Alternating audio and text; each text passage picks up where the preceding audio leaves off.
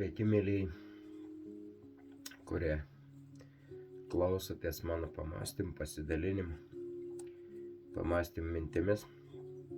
Šį kartą noriu truputį pakalbėti, pasistengsiu kuo trumpiau.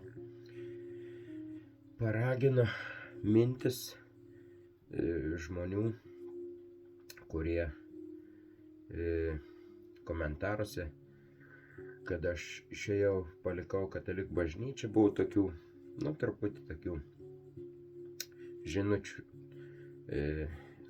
kad išdaviau bažnyčią, krikšto ir panašiai.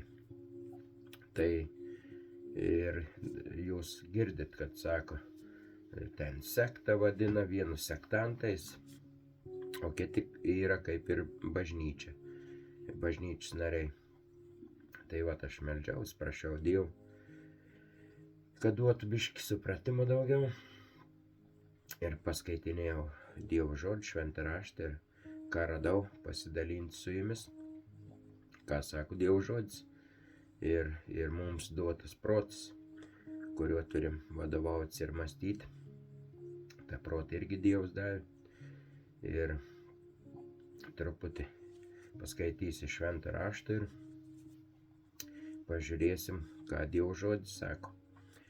Ir ar gerai šitai aš padarysiu, kaip sakant, ar aš neištrauksiu eilučių iš konteksto ir nesudėliosiu, jūs patys galite pasiklausyti, pamastyti. Aš paprastai atvirai dalinuosi. Tai vieną eilutę, viską skaitysiu iš Evangelijos pagal Matą. Ir Mato Evangeliją skaitysiu ir aš jums pradėsiu galbūt nuo Mato 28 skyriaus ir 28 skyriaus ir 19 eilutė, ką rašo. Taip, truputį kol skaitau iš popierinio švento rašto, tai biški lapus kol atversti. Pačiame gale jau Evangelijos Mato 28, 19 eilutė sako, tada eikite ir padarykite man mokiniais visų tautų žmonės, krikštydami juos vardan Tėvo ir Sūnaus ir Šventosios Dvasios. Tad Jėzus įsako savo mokiniams, kad po jo išėjimo, kad jis išeis, ką mokiniai turi daryti, tai turi eiti, padaryti mokiniais visų tautų žmonės, krikštydami vardant Dievo Tėvo, Sūnaus ir Šventos Dvasios. Dar 20 eilutę paskaitys, toliau rašo, mokydami laikytis visko, ką tik esu jums įsakęs. Ir štai aš esu su jumis per visas dienas iki pasaulio pabaigos. Nuostabios eilutės, čia jos aiškiai suprantamos, kad mokiniai turi mokyti Jėzaus mokslo, tai ką Jėzus mokino palyginimuose ir šiai aplamai, ką jis parodė savo gyvendamas žodžiais ir darbais ir viskom. Tai bet ar atkreipėt dėmesį, kad jis pasako, mokydami laikytis visko, ką tik esu jums įsakęs. Įsakęs. Jėzus įsakęs. Jėzus įsakymų nelabai daug kažkokių tokių įsakė, daug palyginimais, bet kad būtų įsakęs, o kadangi jis ir Dievo sūnus, tai vis tiek susiriša su įstatymu. Su įsakymais, su 10 Dievo įsakymų. Ir jis ginčiais su fariziejais, kad fariziejai klaidina, tai aš paskaitysiu ir tas eilutės ir dar paliesiu ne vieną eilutę, pasistengsiu į pusę valandos, gal turėčiau sutelkti. Tad daug neaiškinsiu, čia yra aišku, Mato 28 skyrius, 19 ir 20 eilutės, kad eit mokiniais padaryti, kad tai reikia krikštyti, o apie krikštą dar truputį noriu paliesti. Iš pavadinimų, kaip supratot, kas yra sekta, Tai, kurios sektantais vadino, o kiti laiko esant save tikroje bažnyčioje. Ir nors mes žinom, kad bažnyčia yra žmonės, ne pastatai, o ne šventoji dvasia yra pasakyti, kad gyvens jumise, jūs esate Dievo šventoji. Apaštalas Paulius apie tai kalba. Tai vis tiek tada susijęs yra su mokymu. Reiškia, išmoko, kokį mes gauname mokslą. O kaip tą mokslą dabar gauti, mėlyje, iškyla klausimas. Jeigu žmonių klausaisi vieno, kito, trečio, tai vieni taip moko, kiti taip moko, tą mokslą perduoda. Kad ir 4 visus Evangelijos yra surašytus ir truputį ir skirtingų vietų. Todėl žmonės kiti sako, nepatikimas šventas raštas, Matas rašo vienaip, Morkus kitaip, Lukas kitaip dar rašo, visi kažkur kažką parašo kitaip, bet prasmė nesikeičia. Vat jeigu paimt visas Evangelijas, jas visas perskaityti ir prasmė bus ta pati. Kristaus mokslas nepasikeičia. Ne vienas mokinys nemokina kažkaip kitaip. Matas būtų pamokinęs vienaip parašęs, Lukas kitaip, vis tiek, jeigu visus skaitysi, galutinis taškas sueisi į vis tiek į tą patį tašką. Ten yra tokių skirtingų vietų, viena prie kapo atėjo Marija, viena pati, kitur jau atėjo Marija ir dar ten kažkas, paskui kitoje Evangelijoje jau angelai sėdėjo prie kojų, gale ten kape, kitur angelas prie kapo pasirodė ir, tokie skirtingi bet jie papildo viens kitą. Jeigu mes eitume kažkokiu keliu dviese su kokiu žmogumi ir žiūrėtume į gamtą, aplinkui kas dedasi, o paskui kas nors vienas paklaustų, tai ką matėte eidami. Tai aš papasakočiau, ką aš mačiau, sakykime, mano kolega, kuris ėjo, jis papasakot, ką jis matė, tai mes tik vienas kitą papildome, nors mūsų skirtingai pasakojimai būtų, nes žvilgsnis, aš galiu pastebėti, sakykime, kad buvo laukose 5 karvės, ganėsi, o dar 2 nepastebėjau toliau. Jau mano kolega sako, aš mačiau 7 karvės. Tai galbūt, kad mes meluojam abudu, bet iš tikrųjų aš mačiau 5, tai sakau 5, mano kolega matė 7, tai jis pasakė 7, mes papildėm. Aš tik mažiau tai pastebėjau ir pasakiau, perdaviau, užrašiau. Tad dabar iškyla dar klausimus, paskaitysiu pačią populiariausią, galbūt, sakykime, vieniems žmonėms, kurie tikrai tą eilutę, tai ir mato 16 skyrių atsiverskim, jūs galite pasimti, pasitikrinti, ar tikrai tos eilutės ir šalia paskaitinėti, ką sudominau. Tai dabar atsivertam 16 skyrių ir paskaitom 19 eilutę. Ir viena iš dominuojančių bažnyčią labai patinka šitos eilutės. Ir kaip tas eilutės, aš dabar jums papasakosiu, kaip aš suprantu, o jūs prisiminkit, ta prasme pagalvot, kaip jums atrodo šitas eilutės. Ir čia Jėzus kalba taip. Ir aš paskaitysiu gal ne 19 eilutę, aš paskaitysiu gal nuo pat 15. Jėzus vėl paklausė, o kuo jūs mane laikote? Čia aukščiau, jeigu paskaitys, bus Jėzus klausė, kuo žmonės laiko ir kuo mokiniai laiko. Ir Petras atsako, skaitau iš eilės dabar tas eilutės. Tada Simonas Petras atsakė, tu esi Mesijas, gyvojo Dievo sūnus. Jis pataikė, ne? Petras gerai atsakė. Jėzus jam tarė, palaimintas tu, Simonai. Matot, kai jis pataikė, Petras pasakyti, ar atspėti, ar kaip dabar čia dar neaišku skaitant, sako Jėzus, palaimins esi. Tai palaimintas tu, Simonai, Jonos sūnau, nes ne kūnas ir kraujas tai tau apreiškė, bet mano tėvas, kuris yra danguje. Mūsų žodžiais pasakys, Petrai, ne pats sugalvojai, dėl to palaiminsies, bet mano tėvas tau apreiškė. Tai reiškia, dabar mes žmonės, kurie esam, kuo mes esam palaiminti, kad mums pats Dievas apreiškė. Tai reiškia ir per Dievo žodį, ir per supratimą, kada mes esam įsitikinimuose kažkokiuose klaidingose arba suprantam neteisingai švento rašto eilučių, ta prasme yra Dievo žodį, ir paskui mes kažkaip praregim, Dievas atveria, kaip akliem atvėria akis, ir mes pastebime, kas yra tikrai tos eilutės. Skaitau toliau ir linkiu jums palaiminimų. Ir aš tau sakau, tu esi Petras, uola, skliaustelis, ant tos uolos aš pastatysiu savo bažnyčią, ir pragaro vartai jos nenugalės. Apie šitą eilutę dabar, šitą populiarį. Čia vieni sako, ant Petro ant uolos pastatė bažnyčią, ir dabar mintis toks ateina, Dievas minėjo, davė protą mums pagalvoti. Dabar aš tau sakau, Petrui sako, ant tos uolos, uola, pirmas žodis yra ant tos uolos, paskui nesako, kad ant Petro, bet kadangi jis pasako, ir aš tau sakau, tu esi Petras ir uola, pavadina jį uola Petru, ir dar dadeda, kad jis tvirtas, uola yra. Ant tos uolos pastatys savo bažnyčią, pragaro vartai jos nenugalės. Tai va, tai reiškia, kas ant Petro pastatyti, to nenugalės. Taip kažkaip greičiausiai mintis ateina.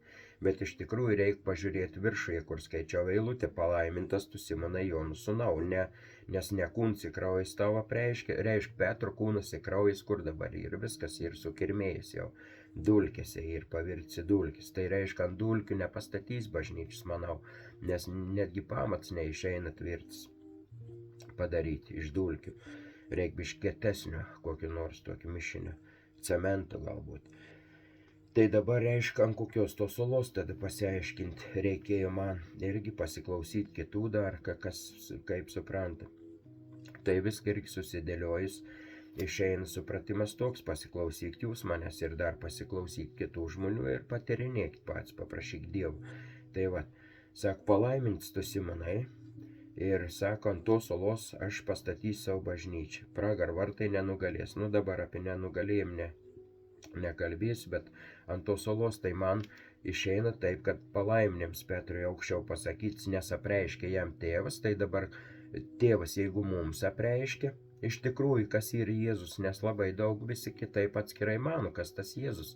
Vieniems tik sūnus tėra, nėra Dievas jau, kitiems šventoji dvasia nėra lygus asmuo, tai va tokių viskių antitrinitarai ir ten visaip kitaip vadinasi, ir taip pat jau paskui kiti pradėt kitus sektantais vadinti. Jehovos liudytojai jo irgi, kažkaip irgi ten biški raštuką, kitaip kažką ir išėmė, kažką dadėjo. Nors aš paskui pačiam gale perskaitys eilutę, kad iš Dievo žodžių nieks negali būti išimta ar dadėti. Tai dabar ant to pabaigiu. Reiškia, sako, pastatys ant tos uolos, tai reiškia ant to apreiškimo. Ant apreiškimo, kurį Dievas padarė tėvas Petroje, apreiškė, kad Jėzus yra Dievo sūnus, gyvoji Dievo sūnus, Mesijas yra.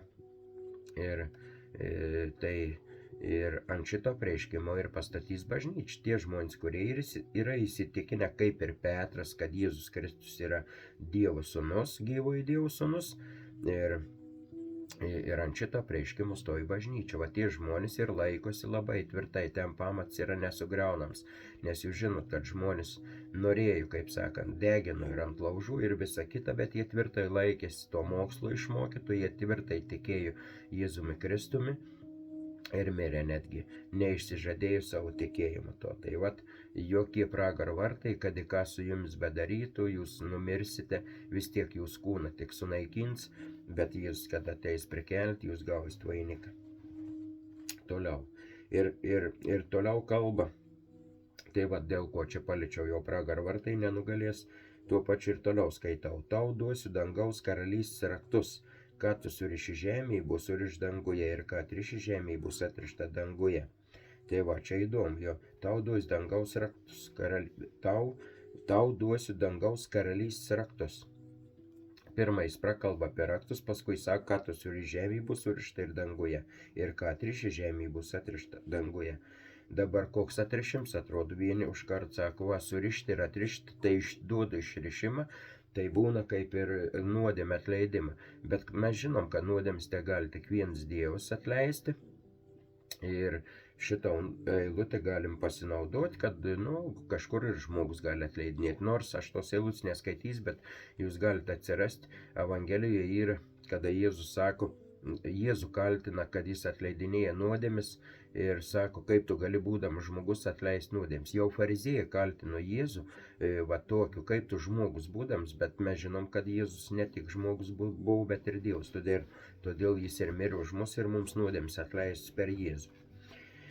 Tai va dabar ir čia gaunas tas surišimas ir dangaus raktai. Dabar pažiūrėkim, kas tie dangaus raktai ir kokius tus raktus duod, nes nuo tų raktų viskas prasideda.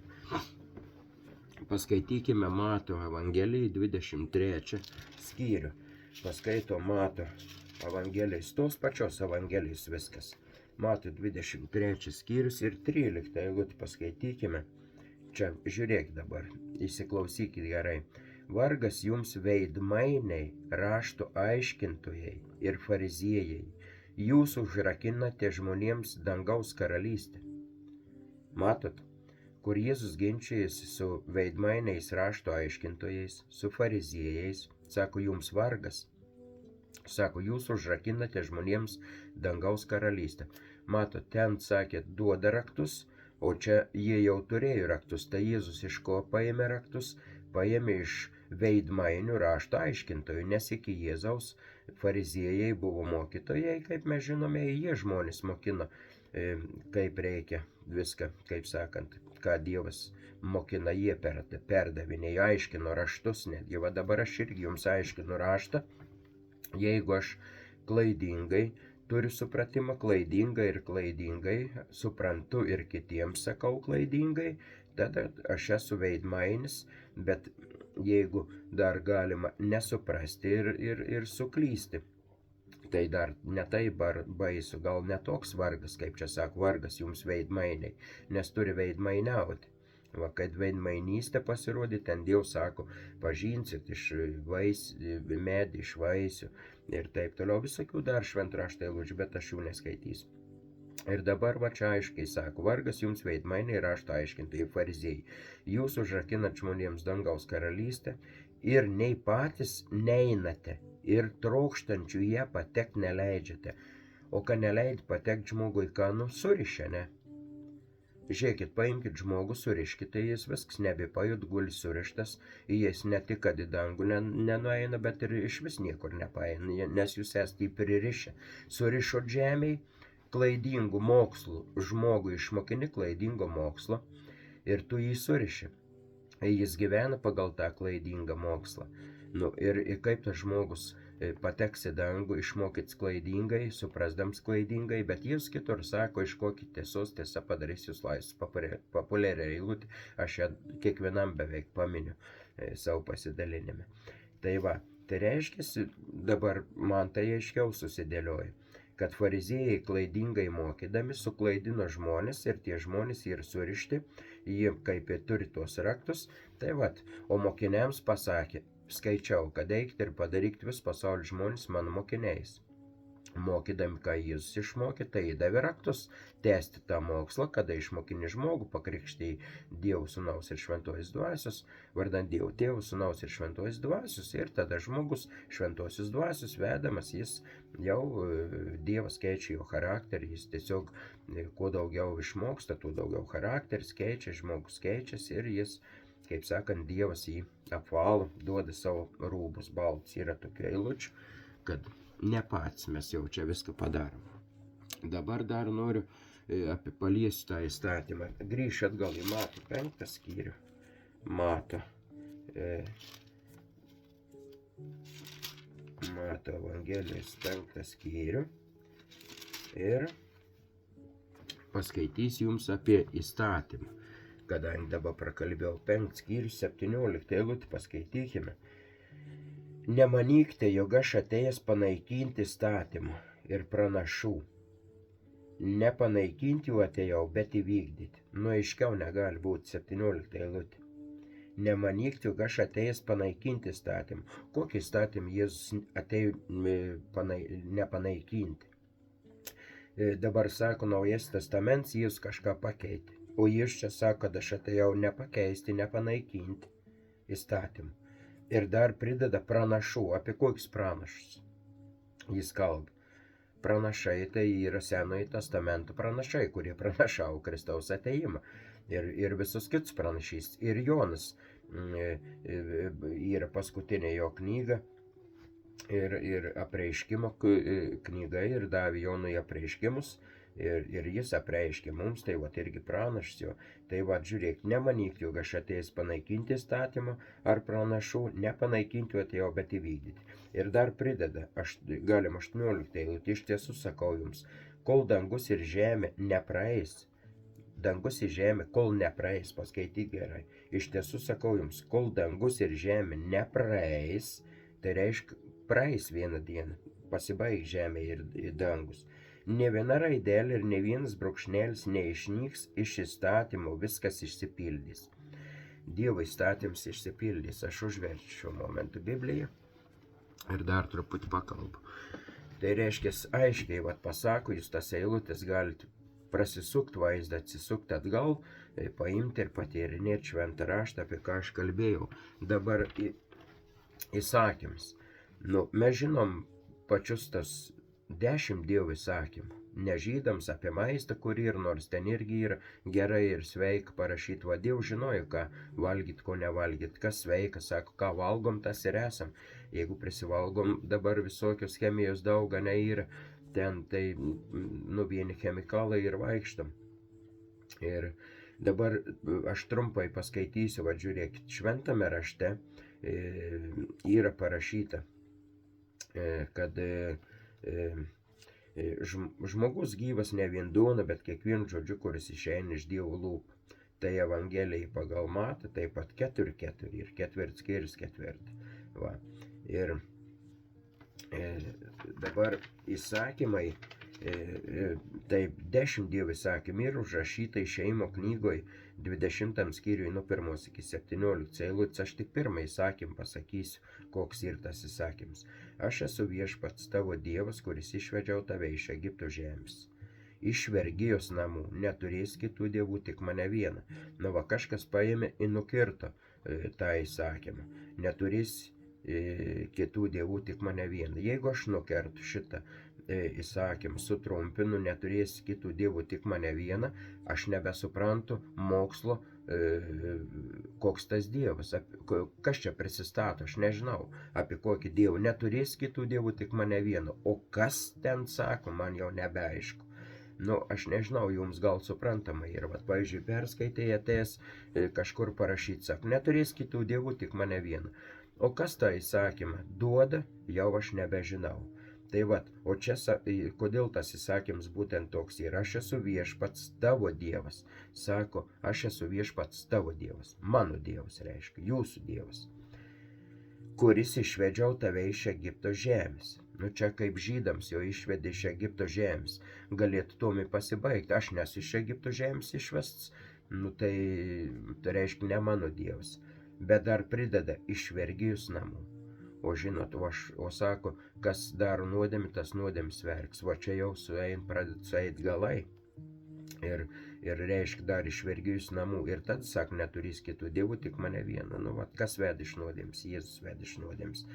Jo, ir Jėzus sakė apie įstatymus, kad nepanaikinti. Antras įstatymas trumpai palies, nedirbsi savo drožinių, nei jokio paveikslo panašaus į tai, kas yra aukštai danguje, čia žemėje ir vandenyse po žemė ir toliau tęsiasi. Jūs galite paskaityti, aš jums paminėjau Išėjimo knygą 20 skyrius.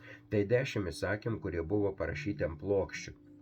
Tai dabar, mielieji, kas yra sektantai, o kas yra tikroji bažnyčia. Pagal visą tai, ką aš čia perskaičiau dabar ir pakalbėjau, tai išeina sektantai sekti kažkur žodžius jo, kažkas tai netikliai, kaip švento rašto tie mokytojai veidmainiai. Kažkas supranta neteisingai, kažkam dar nedaėjo, kaip sakant, ta tiesa, jis jos nerado ir jis seka klaidingų mokslų. Tai panašiai, kad gali būti jau sektants, jeigu susibūri tokia grupė žmonių ir jie patys eina klaidingų kelių, sako, aklas negali aklo vesti. Tai va čia irgi tos eilutės, sako, abudu įkris į duobę. Jėzus. Ir toks eilutės, aš dabar nežinau ten kur, kokioje vietoje, čia reikia vėl paieškoti ir užsirašyti. Tai vat, tai dabar jeigu aš esu klaidintas, aš kitiem tai klaidingai perteikiu, tai mes abudu krentam į duobę, ir aš, ir jūs krentat. Tai reiškia, va tokie dalykėliai gaunasi, tai viskas kaip ir viskas sueina, tai sektantai turėtų būti tie, kas iškraipė Dievo žodį, kas jį apkarpė ar dar kažką, o faktiškai, jeigu žmogus savo prigalvoja dar kažką, nu tai tikrai tada vat ir sako, ką man Dievas apreiškia. Nu žinot, mums ateis šėtonas, apreikš mum prisistatydamas Dievu, nes jis ir nori būti Dievo vietų užimti. Ateina šėtonas, prisistatinėja mums kaip Dievas, jis gali pavydalą Dievo, jis nesupras, ar čia Jėzus, kas esti Jėzų matė, kodėl sak nedaryti jokį drožį, nepiešti. Nu va, ateina šėtonas, pasirodo kitam aiškiai, bet kuom jis gali būti, bet kuom. Šėtonas turi tokių galių, jis gali jums ateiti bet kokio žmogaus pavidalu, netgi jūsų artimo giminaičio pavidalu, nes daug žmonių ir liudija. Ateina, suprantat, šėtonas, ir prisistato jūsų mamą, jūsų mirusių tėvų, žinai, ir tu pradėt žmogus tikėti, kad tai ir jūs tėvo ar mamos siela, dvasia. O Jėzus, kada atėjo mokiniams prisikėlęs, jis su siela atėjo, sako, įkišk mokiniui Tomui liktai, sako, įkišk pirštą, nebebūk netikintis. Na pažiūrėk, jis valgė su mokiniai žuvį viską, tai ne su siela jis atėjo. Jis vaikšto su kūnu ir mes būsim su kūnais, kai būsim prikelti. Ne sielos bus, o kūnai. Visą šventas raštas viską išdėsto. Aš negaliu į pusę valandos daug viską sudėti, bet tiek, kiek dabar, va, pusę valandos jau, jeigu dar žiūrėjote iki galo, kam patiko, paspauskite tą pukštą, daugiau žmonių pamatys.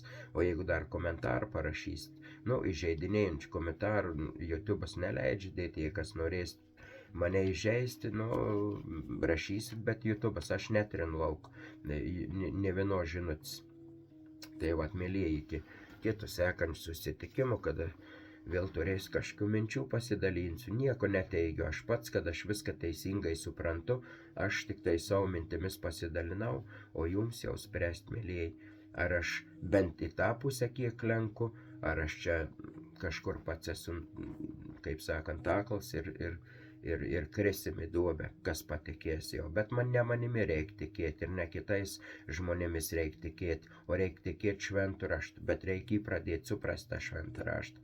Tai vat, jeigu jūs tikit, ką žmonės jums prikalbėjo ir pasakė, ką surašė, tai aš manau, kad iš tradicijų, sakykime, ką jūs esate girdėję iš savo tėvų, iš bažnyčios savo, jeigu jie ne iš švento rašto, ne iš Dievo žodžių, kur sako, nebus panaikinta nei raidelė, žemė, kol praeis ir dangus, supranti, Jėzus sakė, aš atėjau įvykdyti, o ne panaikinti, tai reiškia, gal pasižiūrėkite, ar nesekat klaidingų mokslo, ar nesate išmokyti klaidingo mokslo.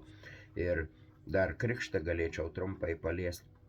Užduokit savo klausimą, kodėl Jėzus pasikrikštijo būdamas brandaus amžiaus ir kada galėjo veikti ir daryti ir mokino mokinius, išmokino ir va, apie mokslą, kaip galima mažą kūdikį išmokinti mokslo.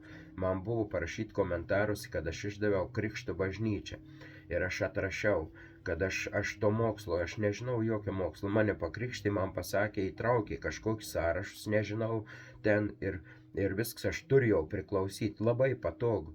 Jumis įtraukia kažkur, jūs jau turit priklausyti, ar jums tėvai perduoda tradicijas tokias ne kažkaip tikusias, suklaidinti pats pragyveno gyvenimą ir į jumis klaidina. Jeigu jūs neturit kur pasižiūrėti, į ką atsiremti, turi būti atramos taškas.